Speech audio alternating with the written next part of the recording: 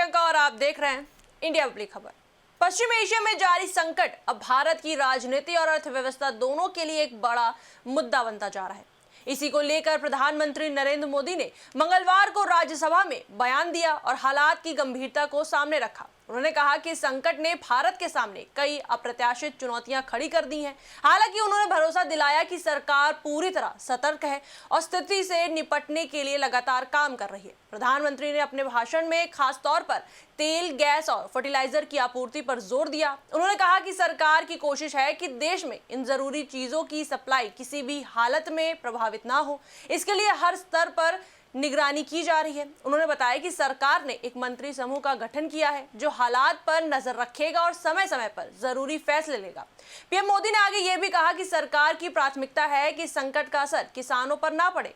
Fertiliser की supply बनाए रखने के लिए विशेष इंतजाम किए जा रहे हैं। उन्होंने कहा सरकार किसानों की हर चुनौती के समाधान के लिए उनके साथ खड़ी है।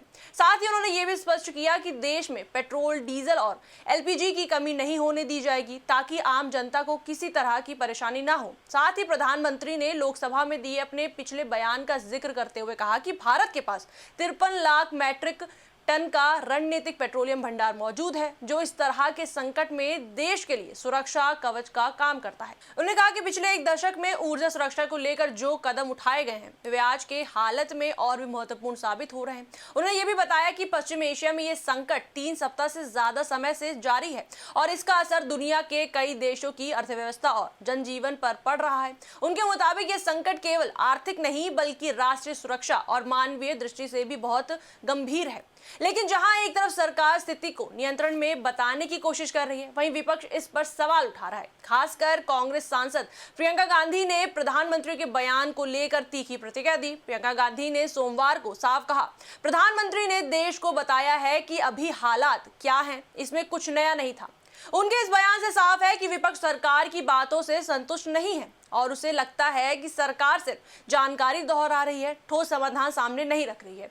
वहीं अपनी बात को आगे बढ़ाते हुए उन्होंने कहा कि इस गंभीर मुद्दे पर संसद में विस्तार से चर्चा होनी चाहिए। ऐसे में हमने चर्चा के लिए जो नोटिस दिया है उस पर भी बात होनी चाहिए ताकि सभी का पक्ष सामने आ सके। प्रियंका गांधी का रुख लगातार आक्रामक नजर आ रहा है। उनका मानना है कि सिर्फ बयान देने से स्थिति नहीं संभलेगी बल्कि ठोस रणनीति और पारदर्शिता की जरूरत है। उन्होंने अप्रत्यक्ष रूप से यह भी संकेत दिया कि सरकार को संसद को विश्वास में लेकर आगे बढ़ना चाहिए। वहीं इस पर राजनीतिक जानकारों का मानना है कि पश्चिम एशिया संकट आने वाले दिनों में भारत की राजनीति का बड़ा मुद्दा बन सकता है। एक तरफ सरकार इसे नियंत्रित और संभालने की बात कर रही है तो दूसरी तरफ विपक्ष इसे लेकर जवाबदेही तय करने की मांग कर रहा है।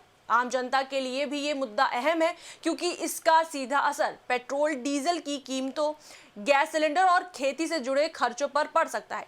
यही वजह है कि सरकार बार बार ये भरोसा दिला रही है कि आपूर्ति पर कोई असर नहीं पड़ेगा। अब सबकी नजर इस बात पर है कि क्या संसद में इस मुद्दे पर विस्तृत चर्चा होती है या नहीं।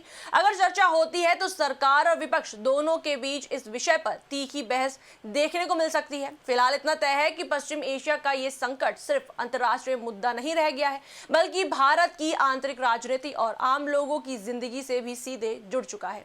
इस पर आपकी क्या राय है हमें कमेंट सेक्शन में जरूर बताएं। वीडियो को लाइक करें, शेयर करें, हमारे चैनल को सब्सक्राइब करें।